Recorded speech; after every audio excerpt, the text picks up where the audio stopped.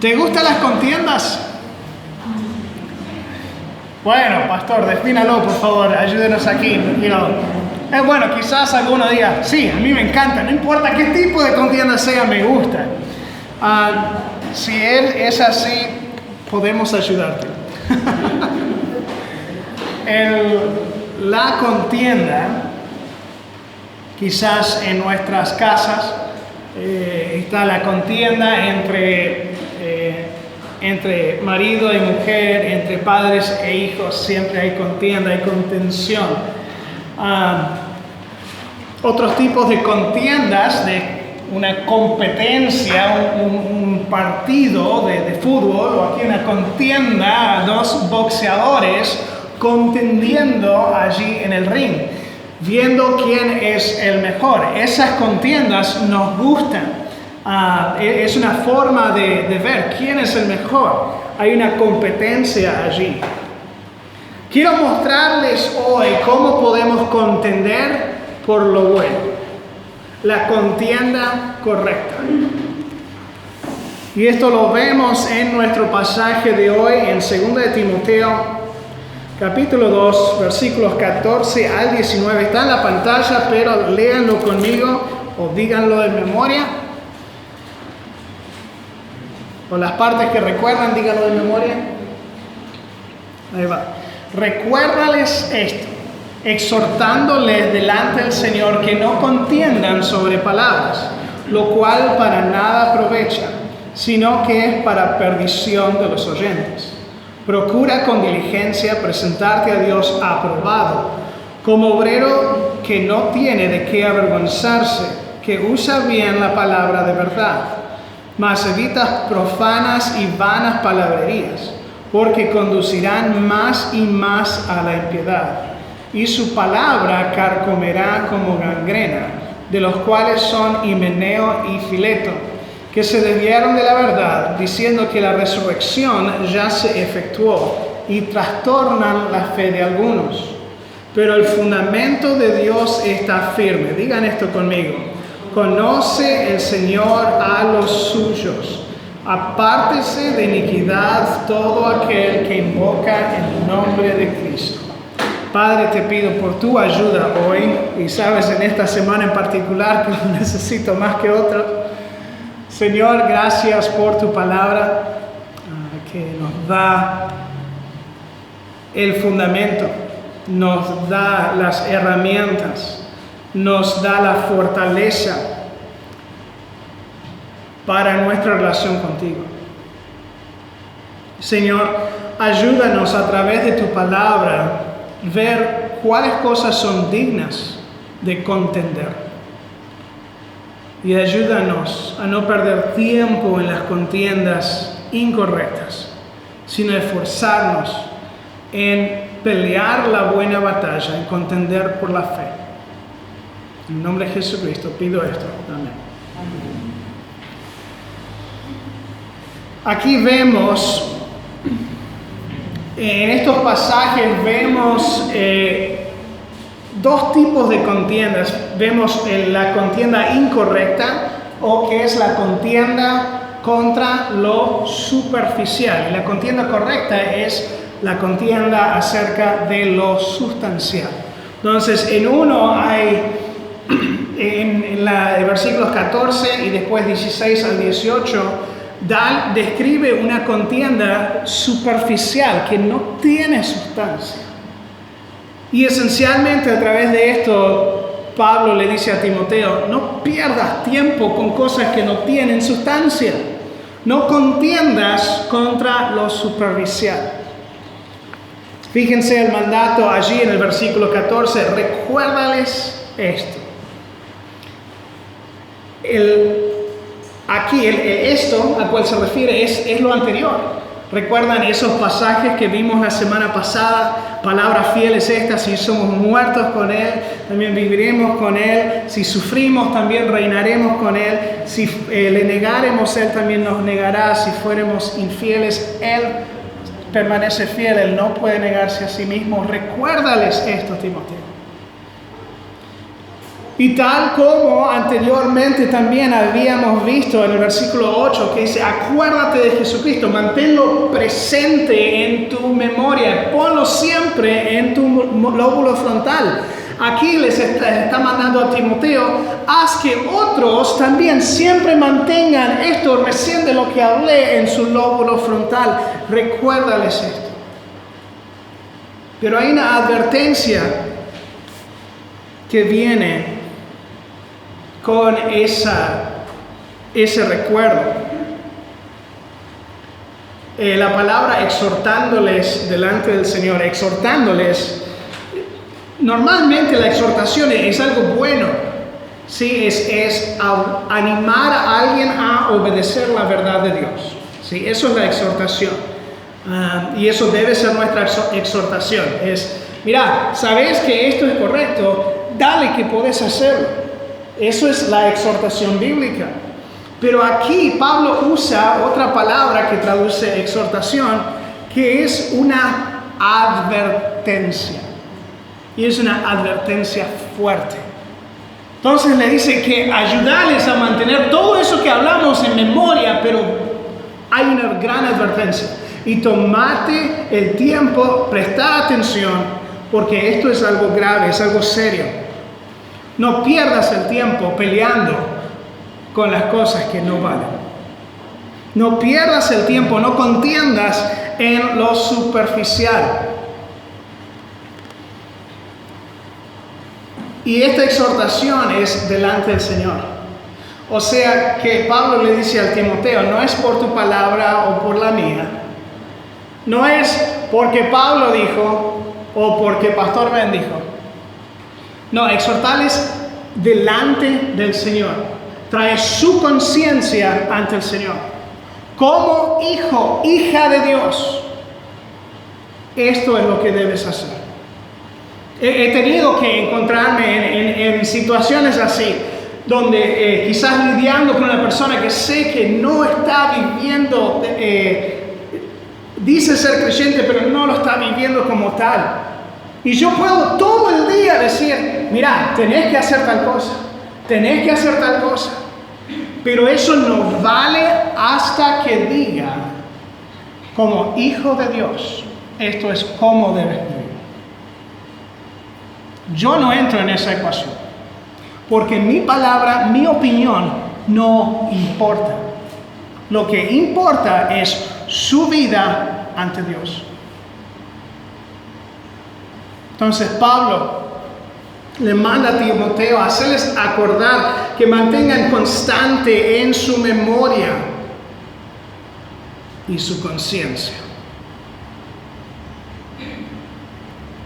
Que no estén peleando por palabras.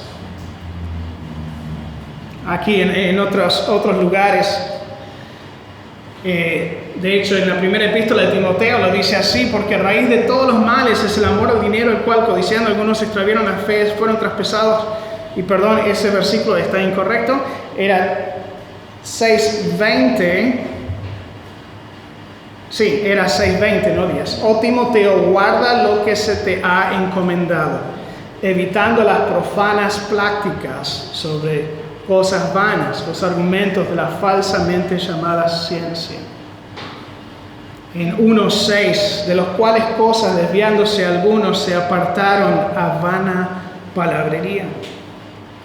En Tito 3:9, Pablo le dice a Tito, pero evita las cuestiones necias y genealogías y contenciones y discusiones acerca de la ley, porque son vanas y sin provecho.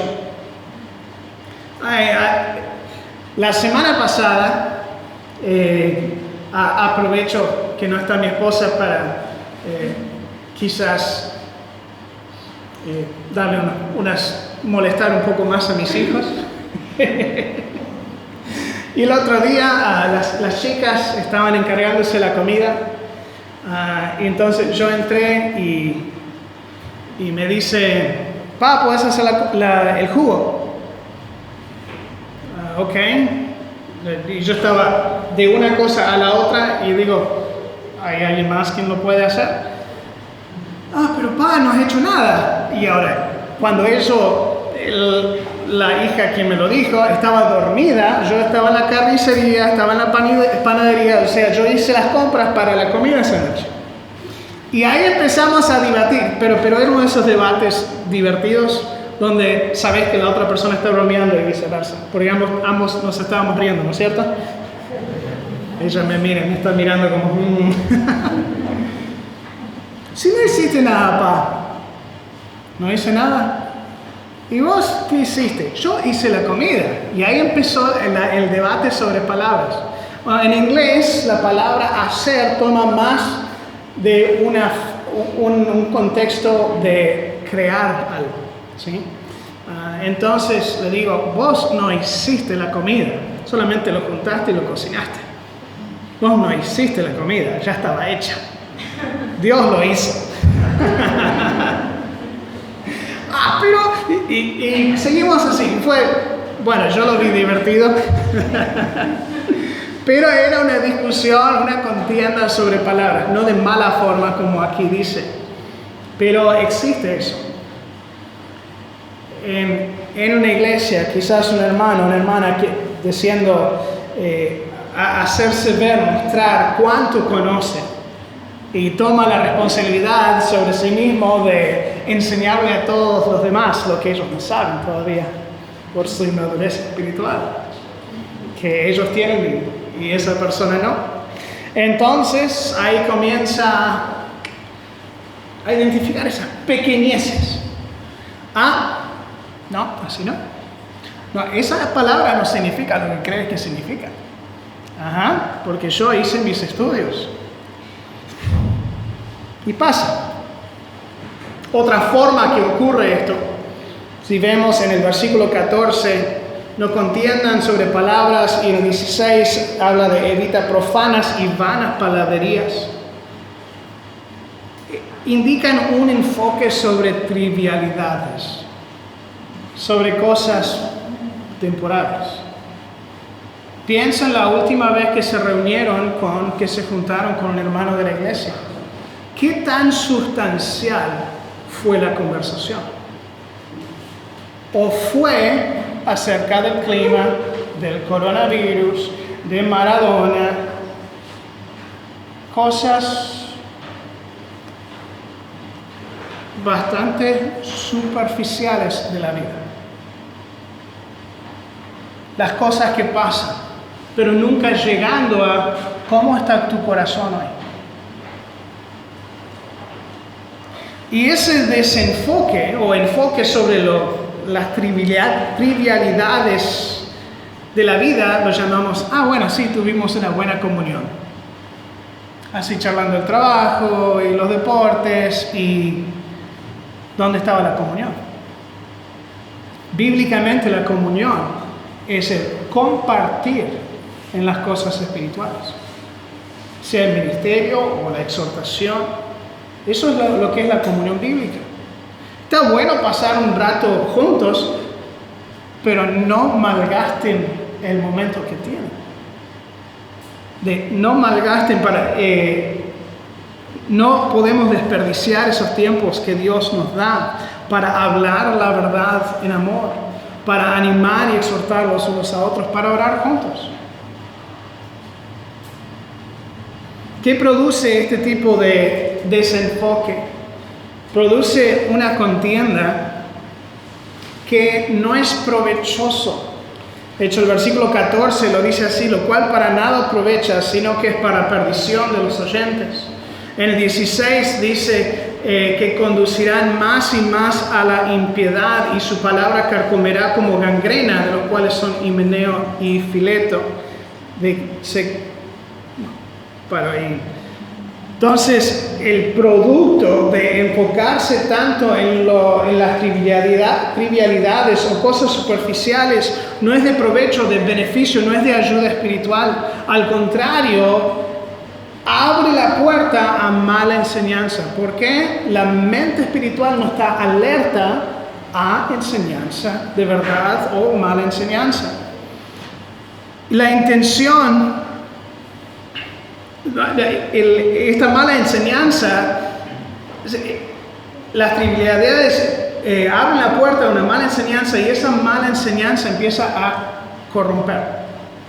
Como el óxido que se mete y empieza a contagiar, a infectar y sigue y sigue y sigue. Y Pablo, la intención, por las palabras que usa, la intención es, quiere dar asco. ¿Cuántos de ustedes han visto a alguien con gangrena? Solamente decirlo, queremos quizás lavarnos los dientes. No voy a preguntar a alguien si alguien ha tenido gangrena, pero es en la vida de Pablo, las personas que tenían gangrena eran casi leprosos, porque era algo contagioso, no querías acercarte, era algo que podría completamente pudrir la carne. Y así, cuando nos enfocamos en superficialidades, en trivialidades, abrimos la puerta para mala enseñanza que corrompe como gangrena. La intención, ahí como dije, de causar, de darnos un asco, de decir, no tiene nada que ver con eso. Himeneo y Fileto, que los nombra, eran ejemplos de esto. Menciona a Himeneo en 1 Timoteo también con Alejandro, lo cual habían causado tantos problemas que Pablo tuvo que disciplinarlos y echarlos de la iglesia. Y parece que entre 1 y 2 Timoteo, Himeneo cambió su compañero de Alejandro a Fileto ahora. Pero igual estaban causando problemas. Causa daño a los oyentes, los desvía de la verdad. Y mala enseñanza hace eso. El enfoque en las cosas superficiales no anima a crecer. ¿Y qué pasa allí? Efesios 4:14 nos cuenta qué pasa cuando no crecemos, cuando no tenemos una motivación, exhortación para crecer. 4:14 dice, para que ya no seamos niños fluctuantes, llevados por doquiera de todo viento de doctrina, por estratagema de hombres que para engañar emplean con astucia las artimañas del error. ¿Cómo se ve o cómo funciona esto, por ejemplo, en una iglesia? Bueno, los conflictos nuestros del día de hoy, son los mismos conflictos solamente reciclados, cosas como el aborto y la homosexualidad, comienzan con el cambio de definición. Entonces ya el bebé en útero lo definen como un feto, un conjunto de células, cuando Dios lo define como vida, desde la concepción. El concepto, las maldades de Sodoma y Gomorra, las relaciones antinaturales de Romanos 1 han sido redefinidos como algo extremo, eran casos de abuso o de incesto, para no caer sobre la condenación de Dios. Y así cuando nos enfocamos en cosas superficiales, abrimos la puerta porque no estamos alerta a falsa enseñanza. Y dejamos que entra a la puerta y empezamos a redefinir las cosas. Bueno, pero Dios realmente no lo quiere decir así.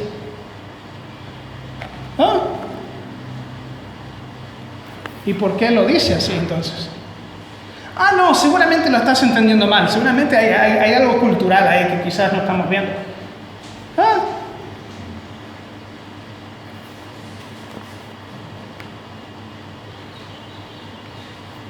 Una mujer vino a su pastor queriendo ya dejar la iglesia y le pregunta por qué. Entonces menciona un montón de diferentes conflictos con hermanos y que tal matrimonio son hipócritas porque esto está pasando y tales personas son re críticos y re duros y tales personas un inmaduro. ¿Cómo puede? No puedo estar en una iglesia así. Entonces el pastor agarra un vaso de agua y lo llena hasta el tope. Y le dice, quiero que camines alrededor del salón de la iglesia, pero no dejes que caiga ni una sola gota. Entonces ella agarra el vaso y va despacito asegurándose que no cae ni una gota. Entonces cuando vuelve le dice, ¿y notaste todos esos conflictos que había en el mismo salón, esas personas? Ahora cuando diste esa vuelta, no los noté. El pastor dijo, estaban ahí, esas mismas personas estaban ahí. No los notaste, ¿por qué? Estabas enfocado en lo que debías estar enfocado. Cuando nos enfocamos en lo que Dios quiere que nos enfoquemos, se cierra la puerta al descuido, la mala enseñanza, la falsa doctrina, lo que suena bien al oído, lo que aún se siente bien creer, pero que no está basado en la palabra de Dios. Es importante que nuestra contienda no sea en lo superficial, pero la contienda debe ser para lo sustancial. El versículo 15, aquí Pablo empieza a decirle qué es de ser, cuál es esa contienda sustancial. Procura con diligencia presentarte a Dios aprobado como obrero que no tiene de qué avergonzarse, que usa bien la palabra de verdad. Ser un obrero aprobado. Ese es el tema que estamos viendo en capítulo 2. Diferentes aspectos y características de un siervo aprobado. ¿Quieres ser un obrero aprobado? ¿Qué debes hacer? Primero, procurar con diligencia. Lleva un esfuerzo. Sí, lleva trabajo. Pero como vimos en el versículo 1, tú pues esfuérzate en la gracia que es en Cristo Jesús. Vimos que ese esfuérzate es ser fortalecido en la gracia de Jesús. Entonces sí, es un esfuerzo, pero ¿quién es el que nos da aliento y el deseo, el querer como el hacer, sino Dios?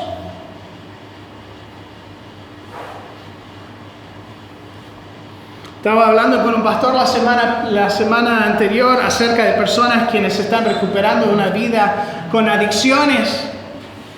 Y él dice, ellos tienen que estar dispuestos a trabajar tanto por su recuperación como estuvieron para trabajar para su consumo. Y me hice pensar, ¿cuándo Dios usó una persona perezosa? ¿Dónde en la Biblia Dios usó una persona perezosa, una persona floja, una persona no dispuesta a esforzarse en Él?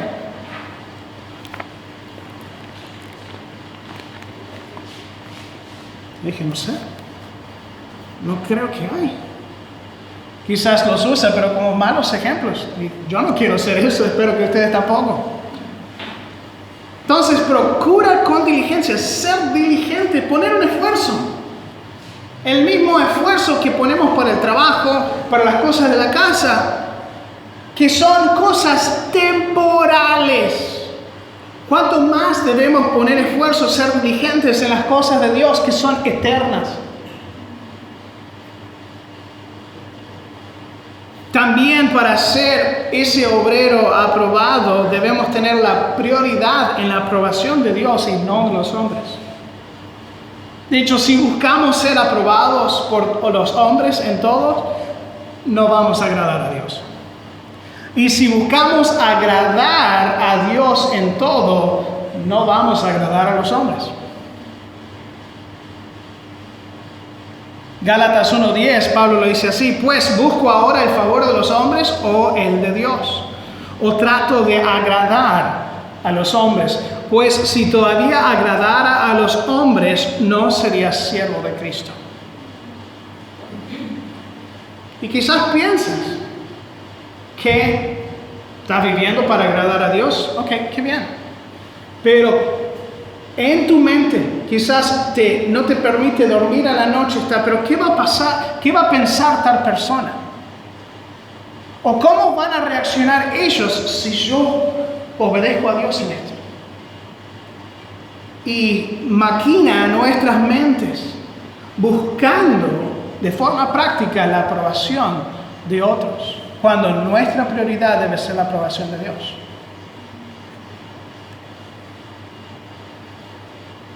Puedes decir con conciencia plena, puede ser que hay personas con quien no esté bien. De mi parte, no, pero quizás de su parte. Y de hecho tengo que serles sinceros, hay personas que me ven a mí y quieren cruzar la vereda. Hay personas en mi vida que no nos llevamos bien. He intentado por mi parte hacer todo lo necesario, ser responsable ante Dios, una conciencia plena ante Dios, pero yo no puedo controlar sus reacciones. Y hay casos así.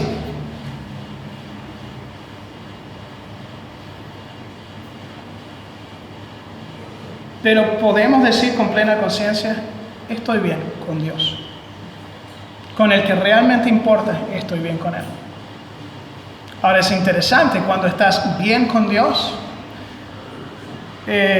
digamos que reduce un poco el conflicto en el matrimonio, reducir también conflictos con los hijos, de tu parte por lo menos. Puede reducir conflicto con compañeros de trabajo, con el patrón, de tu parte por lo menos. O sea, si hay conflicto, no lo traes vos. Eso es importante. Al vivir así, el obrero fiel no tiene de qué avergonzarse. A diferencia de los falsos maestros, quienes serán avergonzados en el día de juicio, los nombra aquí Himeneo y Fileto. Qué vergüenza ser nombrado en la carta de Pablo como un falso maestro. Imagínate en años que vienen escribiendo así una carta, les envío una carta, estoy de viaje algo y le digo, sí, y esa Elba, no tenga nada que ver con ella. Es una vergüenza, ¿no? Entonces imagínense, Himeneo y Fileto, pero se lo merecían. O sea, vivían y enseñaban lo que era vergonzoso. Y al vivir buscando agradar a Dios en la vida, no habrá vergüenza ante Él por cómo vives tu vida. Fíjate, 1 Corintios 3, 11 al 15. Dice, porque nadie puede poner otro fundamento que el que está puesto, el cual es Jesucristo.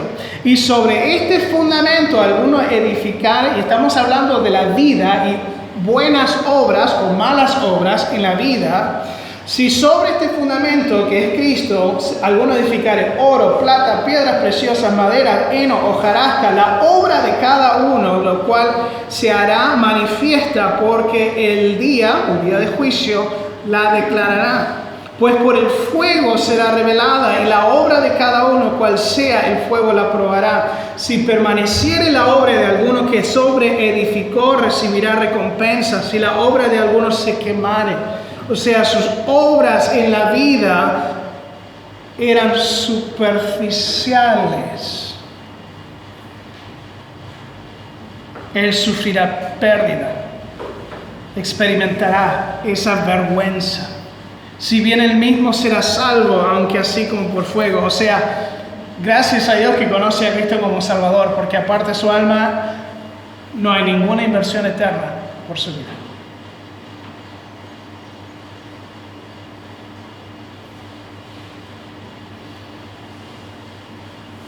El obrero aprobado también va a usar correctamente la palabra de Dios. Está bueno quizás abrir la Biblia y ese versículo me gusta, me hace sentir bien.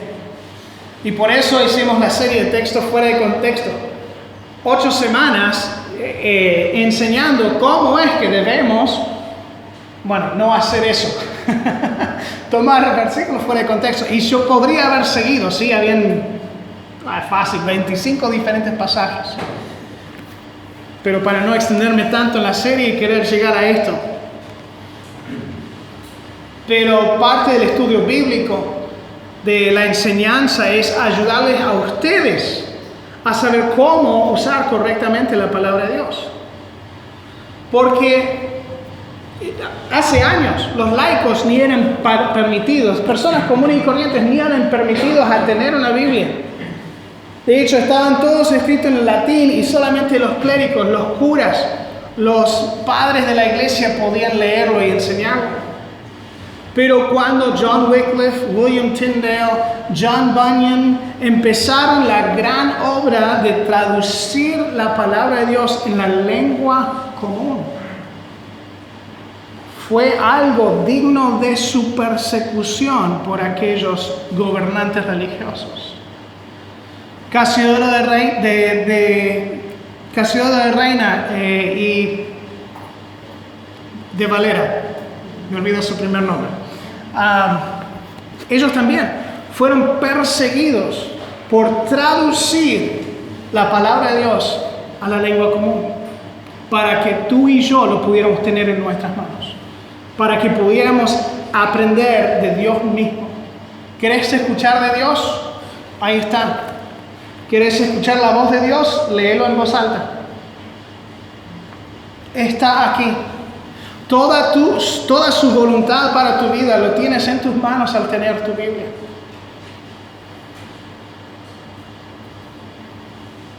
Entonces debes usarlo correctamente. Ese término, usa bien, el término significa recto o enderezar. En las palabras que usamos, ortopédico, ortodoxo, ortodoncia. Sí, ortopédico tiene que ver con cortar recto. ¿Sí? Quieren que el doctor les corte precisamente. Ortodoxo es la enseñanza correcta. Ortodoncia es enderezar los dientes.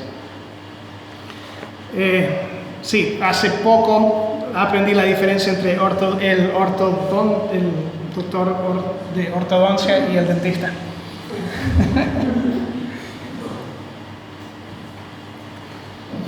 Entonces el obrero aprobado usa bien la palabra. Sí. Como dice en 2 de Timoteo, de hecho, fíjense ahí nomás lo tienen, en el capítulo 4, versículo 3, dice, porque vendrá tiempo cuando no sufrirán sana doctrina, sino que teniendo comezón de oír, se amontonarán maestros conforme a sus propias concupiscencias y apartarán de la verdad del oído y se volverán a las fábulas.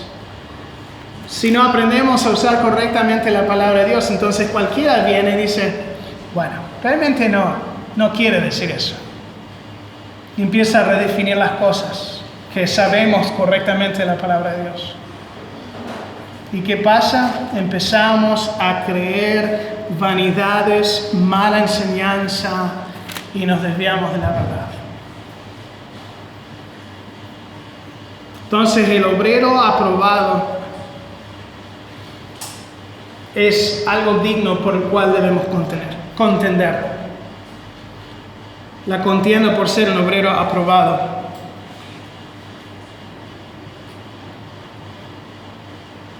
Y el resto del versículo 19 nos da una contienda digna de pertenecer a Dios.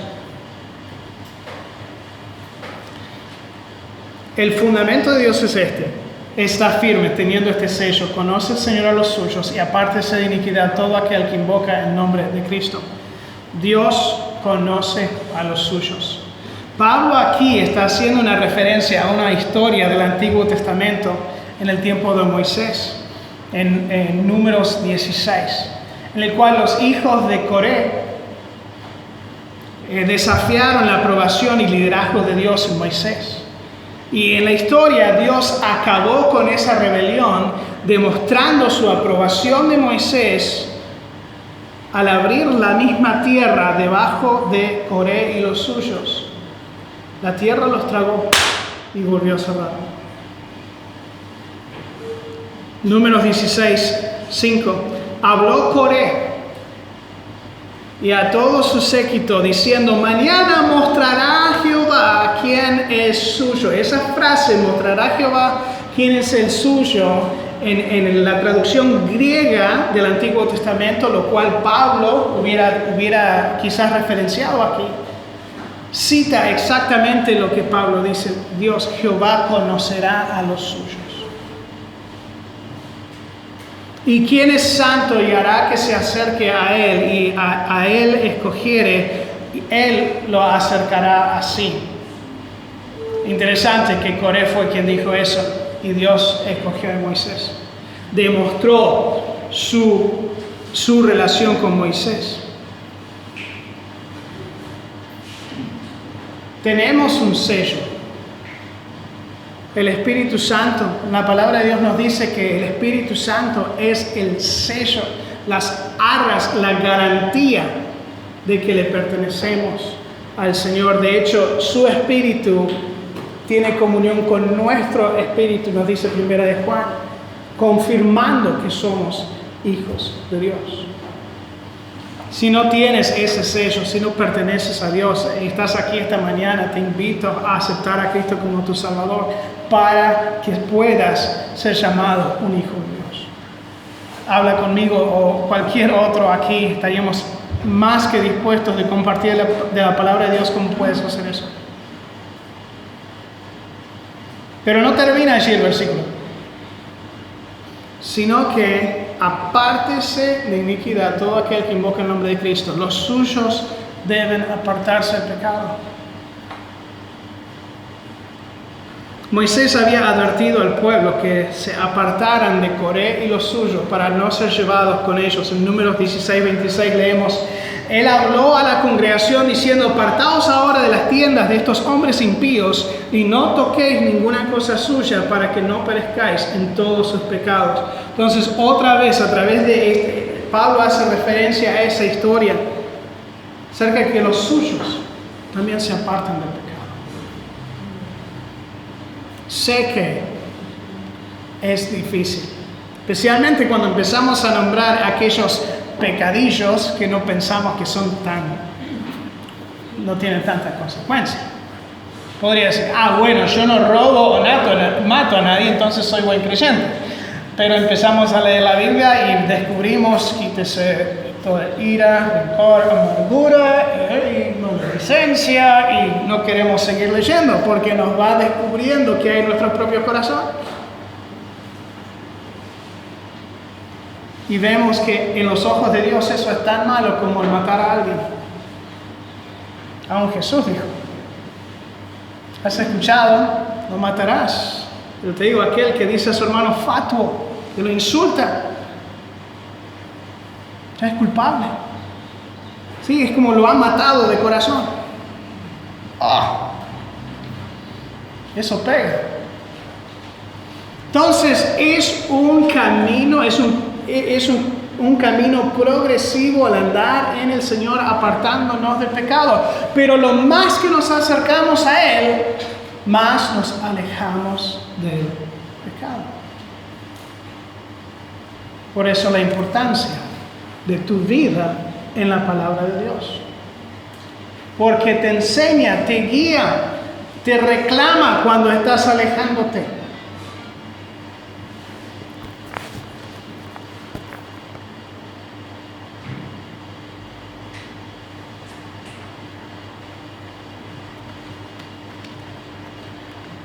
Diego Maradona, él falleció no esta semana sino la otra. Creo que fue ese mismo día o el día anterior, falleció Mirta Servín. 2 personas. Uno fue un modelo para el fútbol, pero fue plagado por cosas vergonzosas. Sí, un hincha de Maradona acá no es por aprovechar que como no está para defenderse y decir cosas malas de él, pero no, ustedes ya lo saben, las noticias lo saben, es algo que todos vimos cómo se desencadenaba en drogas y después de drogas el alcohol, y quizás fue un montón de esas complicaciones de pasar una vida viviendo vergonzosamente, que dejó su cuerpo sin poder resistir más.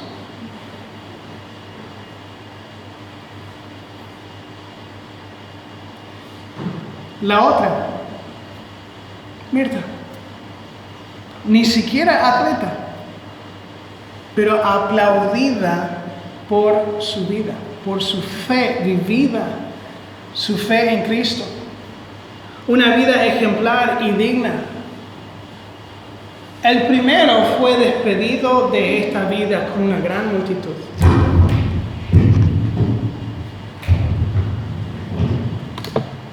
De hecho, lo vimos una y otra vez, las noticias mostrando cuánta gente fueron a despedir a Maradona. Pero quiero que se imaginen esto.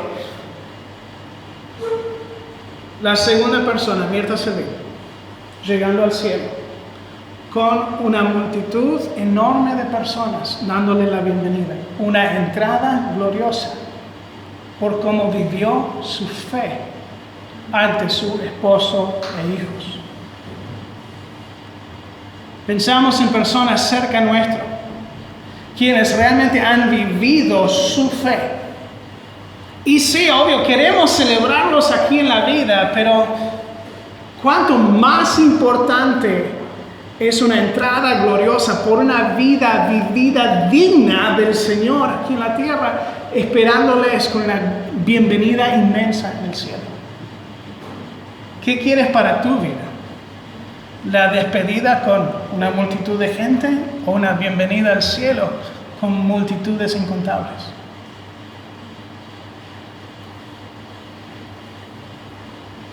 ¿Por cuál vas a contender? ¿Por lo superficial o por lo sustancial? Procura con diligencia presentarte a Dios aprobado como obrero que no tiene de qué avergonzarse, que usa bien la palabra de verdad. Padre amado, venimos a ti y pedimos por tu ayuda. Sé que cada uno de nosotros tenemos que admitir, no estamos ni cerca de donde deberíamos estar. Pero Señor, te agradecemos por el crecimiento que tú nos das, por tu obra en nosotros a través de tu palabra. Ayúdanos a mantenernos cerca de tu palabra, de tu cuerpo en la iglesia que practica y exhorta y enseña la palabra, Señor. Ayúdanos como iglesia a enfocarnos en tu palabra vivida prácticamente en nuestras vidas para que impacte, para que seamos ejemplos de creyentes en cómo hablamos, cómo actuamos, cómo amamos, cómo creemos, cómo tratamos a los demás. Padre, acercándonos siempre a ti, a través de tu palabra, aprendiendo día tras día cómo usarlo correctamente, aprendiendo día tras día a vivir como Cristo. Ayúdanos a ser más diligentes con las cosas eternas que con lo temporal. De hecho, ayúdanos a ver las cosas temporales, el trabajo, la familia, el entretenimiento, los placeres de esta vida, esas cosas, Señor, esas cosas que son temporales, ayúdanos a usarlos para invertir eternamente. Ayúdanos a vivir una vida y que no tengamos que tener vergüenza, pero que sea una vida digna de nuestro Señor y Salvador Jesucristo. Anhelamos una bienvenida, una entrada gloriosa al cielo.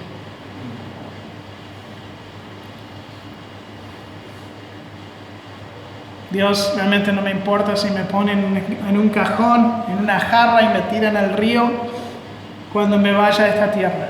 Pero lo que sí quiero es una entrada gloriosa al cielo, porque viví una vida digna delante de ti, y que puedas decir, bien hecho, buen siervo y fiel. Que eso sea el anhelo de nuestros corazones.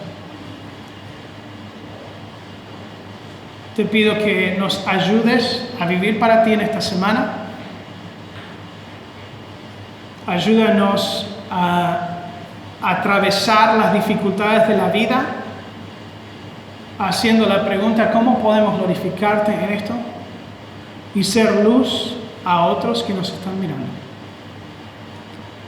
Ayúdanos a amar el resto del cuerpo de la iglesia de una forma que esté constantemente enfocado en tu verdad, no solamente en las trivialidades de la vida. Exhortando, enseñando, animando, orando los unos por los otros. Te amamos, Padre, y te damos gracias por esta gran oportunidad de mostrar tu amor a este mundo perdido. En el nombre de Jesucristo pido esto. Amén.